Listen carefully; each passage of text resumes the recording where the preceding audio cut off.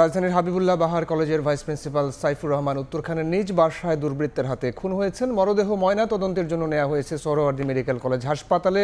ঠিক এই মুহূর্তে সেখানে আছেন রিপোর্টার আতাউর কাউসার। আমরা সরাসরি যাচ্ছি তার কাছে। কাউসার, হাবিবুল্লাহ বাহার কলেজের ভারপ্রাপ্ত ভাইস প্রিন্সিপাল যিনি সাইফুর রহমান, তার মরদেহ আজ উদ্ধার করা হয়েছে এবং মরদেহ উদ্ধারের আগে তাকে যখন উত্তরখানে তার যে বাসা, সেই বাসা থেকে গত সেহরির পরে কোনো একটি সময়ে সেখানকার বাসিন্দারা তাকে নিয়ে যান স্থানীয় বিভিন্ন হাসপাতালে রক্তাক্ত অবস্থায়, এবং পরবর্তীতে লেক ভিউ হাসপাতালে তাকে নেয়ার পরে ভোর 6:30 নাগাদ সেখানে তিনি মৃত্যুবরণ করেন। বর্তমানে তার মরদেহ সোহরাওয়ার্দী হাসপাতালের মর্গে আনা হয়েছে। তো আমি উত্তরখান থানার ভারপ্রাপ্ত কর্মকর্তার সাথে কথা বলেছি। তিনি আমাদের যতটুকু জানিয়েছেন যে তারা খোঁজ পেয়েছেন, যা সেটি হচ্ছে এই সাইফুর রহমান সাহেব যিনি মারা গিয়েছেন, তিনি তার বাসা শান্তিবাগে থাকলেও তিনি গত 2-2.5 মাস ধরে উত্তরখানে একটি বাসা ভাড়া করে একা সেখানে থাকতেন।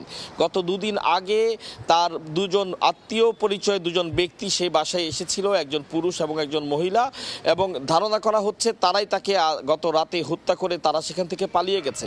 এবং যতটুকু তার হত্যাকাণ্ডের ব্যাপারে ভারপ্রাপ্ত কর্মকর্তা আমাদের জানিয়েছেন, বলছেন যে তার শরীরে অসংখ্য ছুরিকাঘাত ছিল এবং সবচেয়ে বেশি যে ক্ষতটি সেটি ছিল ঘাড়ে একটি জায়গায় ছুরির একটি আঘাত ছিল, যার প্রেক্ষিতে হয়তো ঘাড়ের রগ কেটে গিয়েছিল এবং সেই রক্ত অতিরিক্ত রক্তপাতের কারণেই তার মৃত্যু ঘটেছে এমনটি ধারণা করছেন। তো তারা বলছেন যে তাকে কোনো একটি রুমে বা বাথরুমে আটকে রেখে সেখানেই ছুরিকাঘাত করা হয়েছিল এবং পরবর্তীতে যখন হত্যাকারীরা তাকে মারার পরে সেখান থেকে চলে যান, তখন তিনি কোনোভাবে সেই রুম থেকে বের হয়ে ব্যালকনিতে এসে চিৎকার করেন তাকে বাঁচানোর জন্য, যার কারণে আশপাশের মানুষজন শুনতে পান এবং সেখান থেকে তাকে নিয়ে রক্তাক্ত অবস্থায় হাসপাতালে নিয়ে যান, যেখানে তার মৃত্যু ঘটে। তো এই ব্যাপারে একটি মামলা চলমান আছে, প্রক্রিয়াধীন, এমনটি আমাদের জানিয়েছেন ভারপ্রাপ্ত কর্মকর্তা।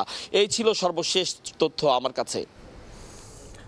সোহরাওয়ার্দী হাসপাতাল থেকে সরাসরি যুক্ত ছিলেন